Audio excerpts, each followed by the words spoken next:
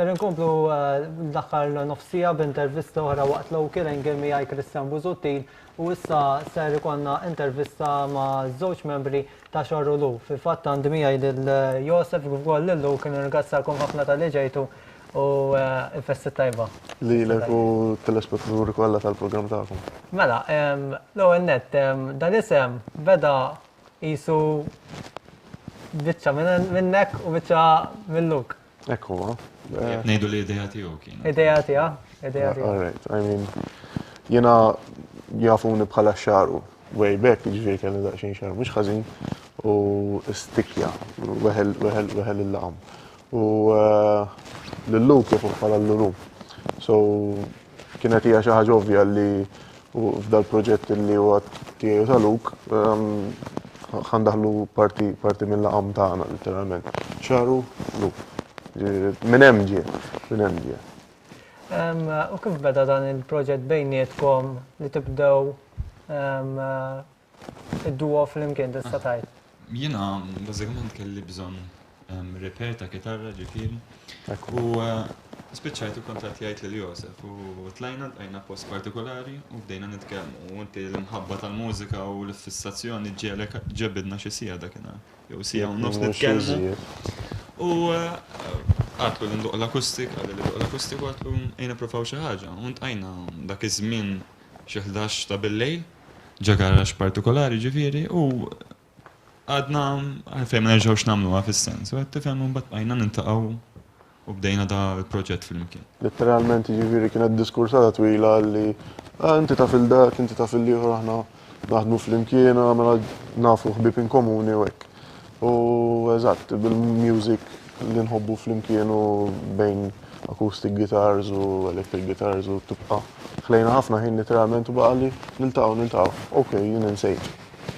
Literalment insejt, xi ġimgħa u nofs wara ċivejt messaġġ niltaqgħu naqra. U milna l-ewwel rehearsal, ġifieri aħna bdejna minn dak it-tip ta' proċess, għaddejna minn dak il-proċess. Dejjem ngħidu Luke barra li tinsab ukoll ma' Josef, ġieli d-doq live ukoll ma' Lindsay. Jiena xogħol ukoll session musician ġifieri ma' Lindsay u anke kantanti oħra.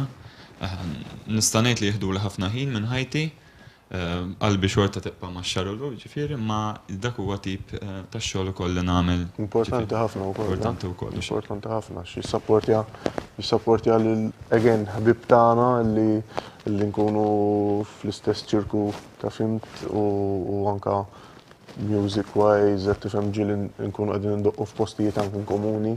Dak huwa xi ħaġa tajjeb li sapportja semmejt lil Lindsay, parti mill-band ukoll li tissapportja lil Lindsay, ġifieri wieħed mill-ewwel gigs tagħna magħha naħseb kien Beer Festival.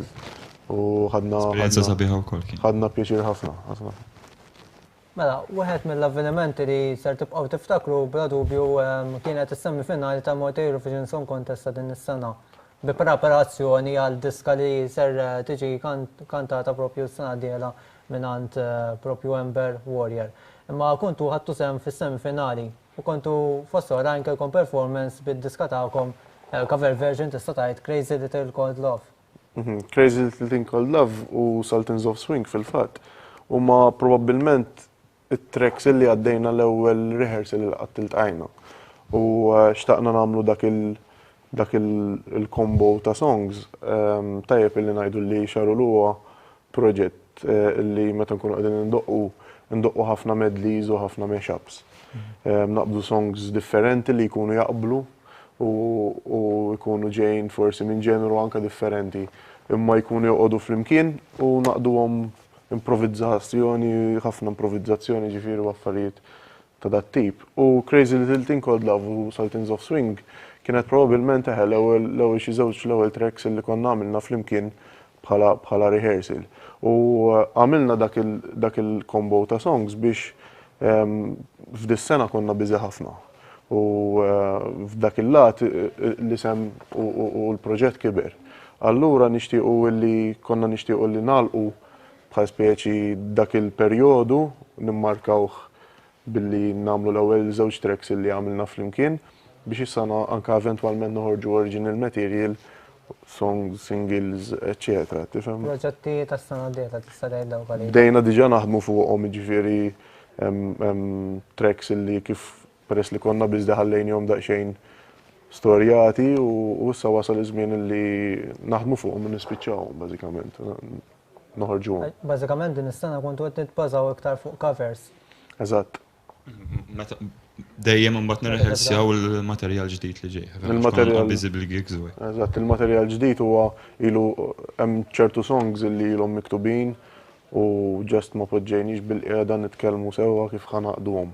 Qed tifhem ikun hemm ħafna xogħol li tkun biżi b'affarijiet oħra u wasal iż-żmien illi issa kif qegħdin żmien il-festi u hekk ħadna ċ-ċans illi niftehmu u naraw kif ħanmexxu minn hemmhekk il qudiem, tifhem? Naħseb Luke b'dawn il-covers tajtu tistabilixxu ruħkom fuq l-istil bażiku tagħkom, fuq l-istil li tixtiequ timxu fuq l-originals tagħkom nimmaġina. Le, li rrid ngħid ukoll li għalkemm ndoqqu flimkien u għandna dik il-chemistry flimkien għandna dejjed differenti. U mbagħad iċ-challenge tagħna hija li dawk li dejjed differenti nqabbluhom biex inġibuhom idea waħda. Influenzi differenti. Ekku, però I mean xorta dak li l-imħabba l-stil partikolari u naħseb niġu influenzati minn daw it-tip ta' bands li nisimgħu. U naħseb dik hija xi ħaġa li femmek Josef l-ewwel hija xi ħaġa li xarulu jiġu magħrufa min-nies. Qed tifhem jiġifieri tal-covers, il-mashups li nagħmlu f'daqqa u affarijiet oħra. U waħda mill-covers li semmejtilna propju inti, Sultans of Swing, l-oriġinali jew minn għand Dire Straits. Naħseb wieħed minn dawk l-artisti li. Eżatt, wieħed minn dawk it-Trinità ngħidilhom jiena Mark Knopfler, it-Trinità li nammira ħafna jiena, Mark Knopfler, Dave Gilmour tal-Floyd u Brian May tal-Queen li kelli xorti anke niltaqa' ma' ftit minnhom jiffirmaw l-gitarra taf inti hija xi ħaġa li tiltaqa' ma' min influenzak l-iktar hija tpoġġik isma' right you're in the picture, the big picture of scheme of things pa' spieċi u I mean tagħlaq dak il-ktieb again u tarġa' tiftaħ ieħor bil-materjal ġdid mhux ġast tikkopja jew tuża materjal li diġà ħadem fuq ħadd ieħor. Tajjeb li ngħidu l-music li ħanibdew nagħmlu oriġinali ħatkun anka fl-istess ħin tikka żgħira differenti. Ħajbdew jidħlu strumenti oħra fir-recordings, ovvjament il-live ħajkun Luke, il-backbone tal-affarijiet, però nixtieq li il-recording experience tkun kemm xejn differenti mill-live experience biex inti tiftaħ u tkabbar anka l-palett mużikali ta' strumenti u kuluri. U fil-istess kien naħseb tkunu versatili f'da l-att. Suppost tifhem, imma ġifieri dejjem wieħed irid jesperimenta, rehearsals waħda f'waħda, u mbagħad dejjem toħroġ hopefully b'dak ix-xogħol li tkun xtaqt. Se naraw video il-cover version ta' Sultans of Swing ser isegwu issa li xarulu.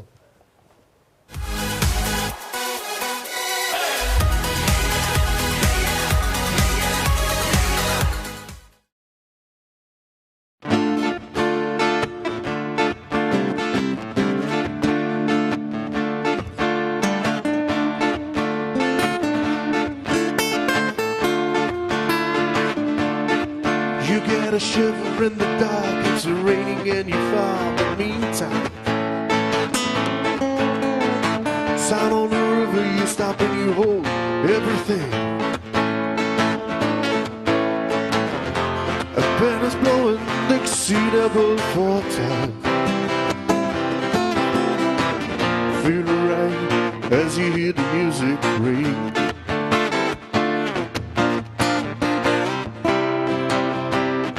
So now you step inside, but you don't see too many faces.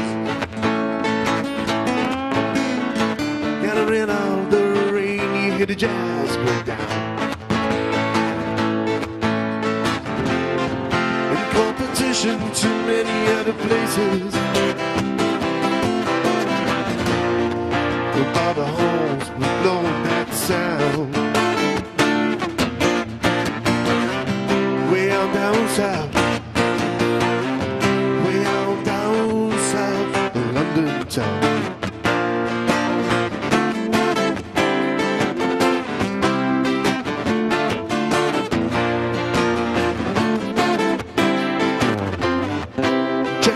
guitar, George. He knows all chords. Man, this regular rhythm, he doesn't want to make you cry or sing. And that an old guitar is all he can afford. And he gives up all the lights to play his thing.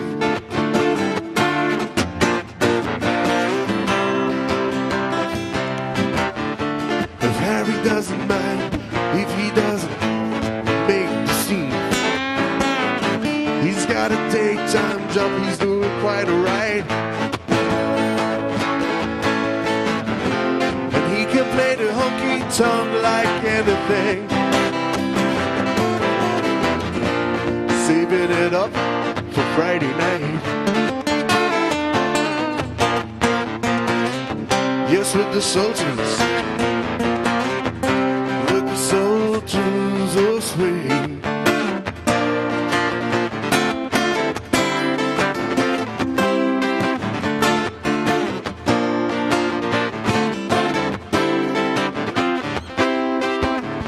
And the crowd of young boys, they're fooling around in the corner, drunk and dressed in the best brown baggies and platform soles. They don't give a damn about any trumpet playing band, 'cause it ain't what they call rock and roll. Yes, why the Sultans? Yes, why the Sultans play Creole?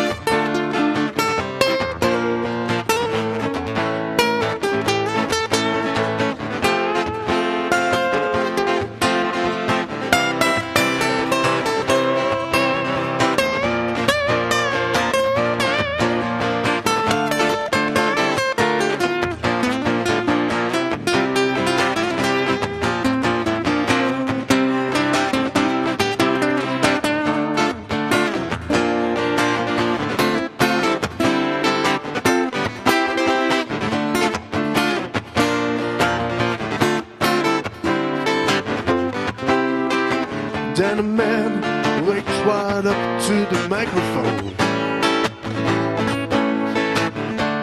says at last, this is the time bell ring.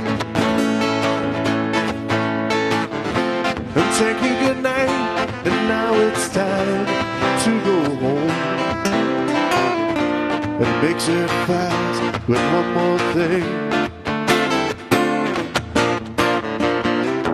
Yes, we're the Sultans. Yes, we're the Sultans of Swing.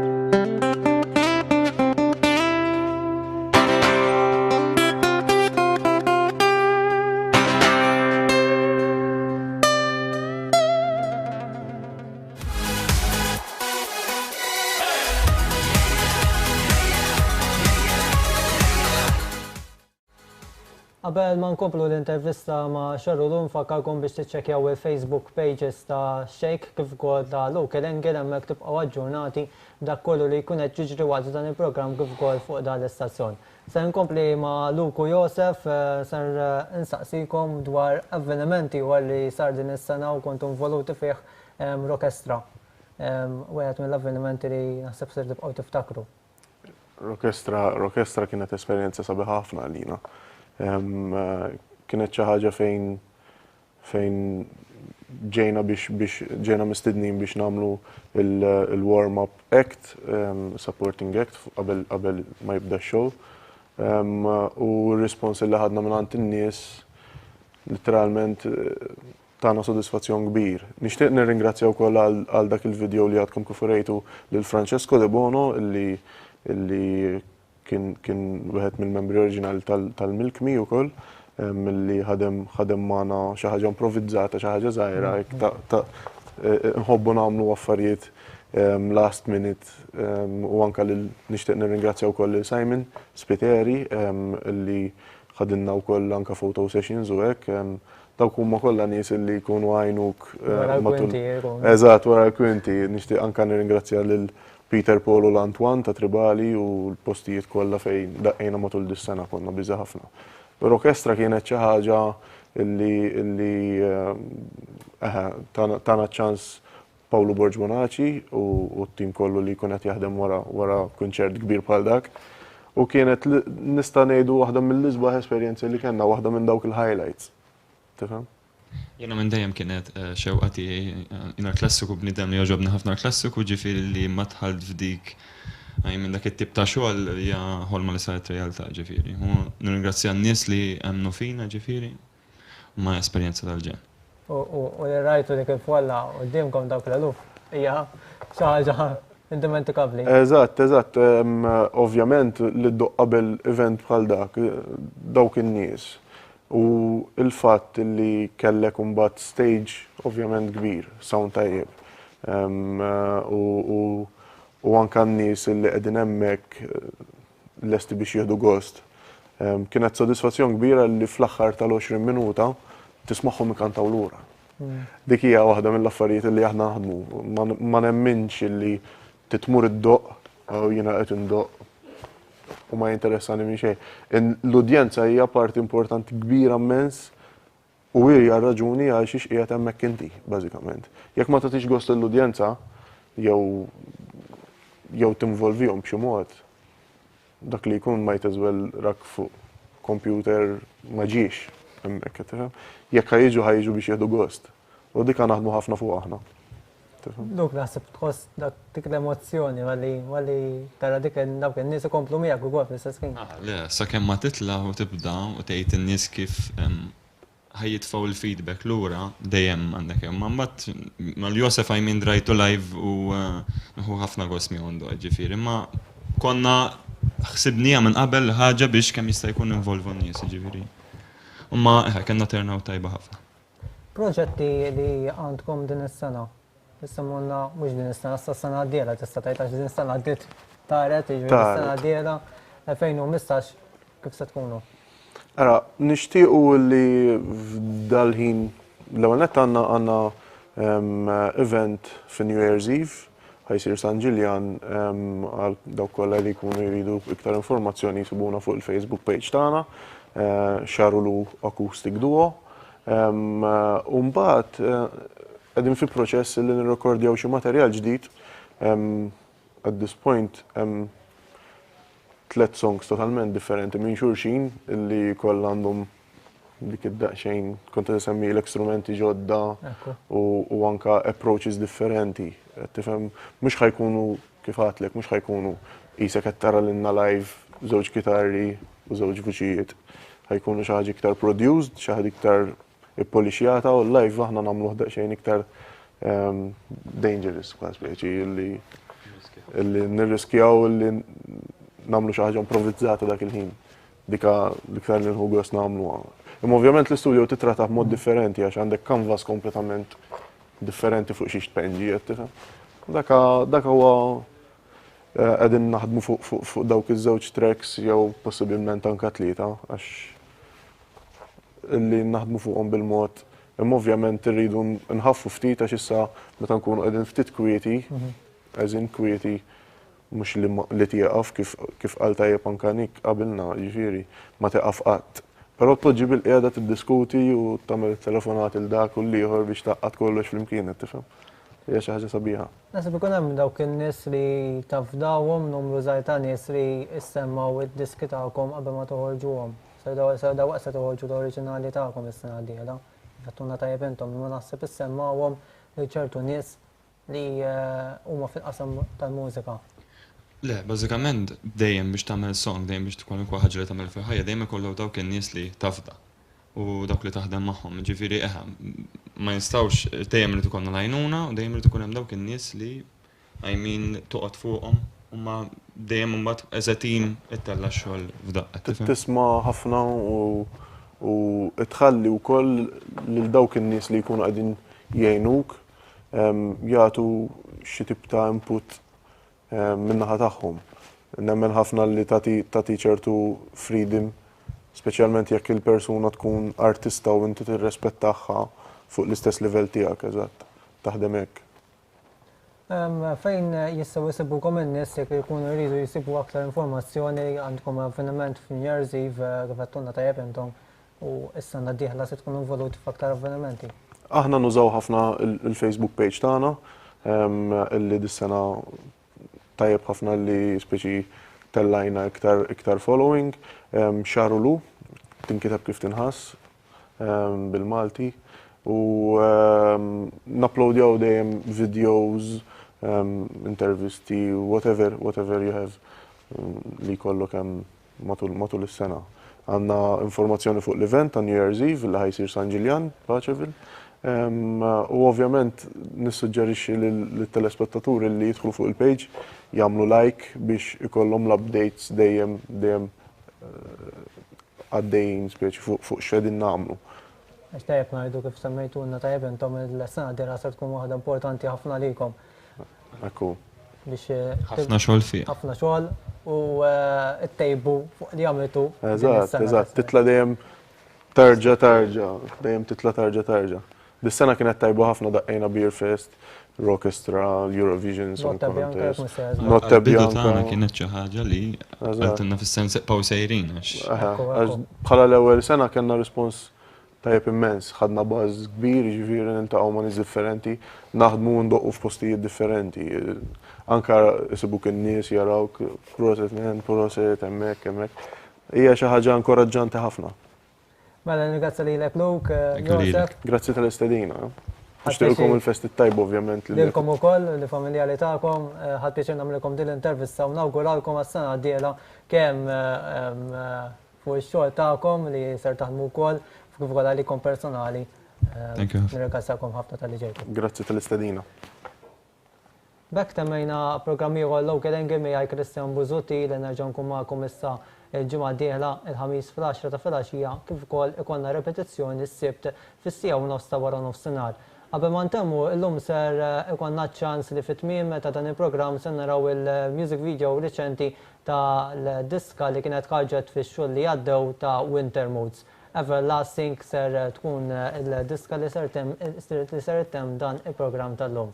Nixtieq nirringrazzja wkoll l-sponsors personali tiegħi, nixtieq nirringrazzja lil Serjo tal-Betu raħa ġdid li jipprovduli wejjex kif ukoll nirringrazzja lil Christmas Suits ta' Maf Dressing ta' Santa Venera li fil-fatt kull darba jkolli programm joħod neħseb xahri biex ovvjament nirringrazzjah u nirringrazzja wkoll lil Serjo li jipprovduli wejjex. Nintaqa' magħkom il-ġimgħa d-dieħla. Ciao ciao.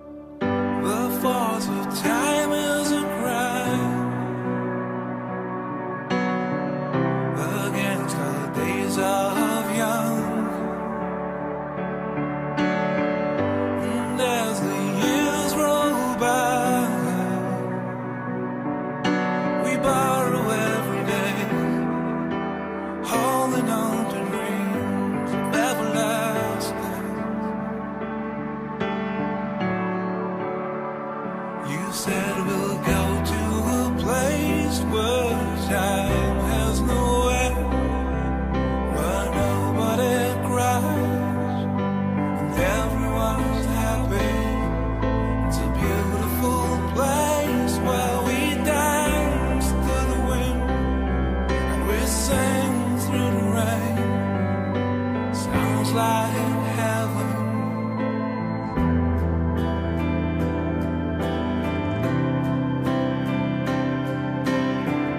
You lay with hope in your heart. Your eyes are chasing clouds. Some tears will never dry, but all was meant to be. Life is just a bridge to everlasting. Fate is always away.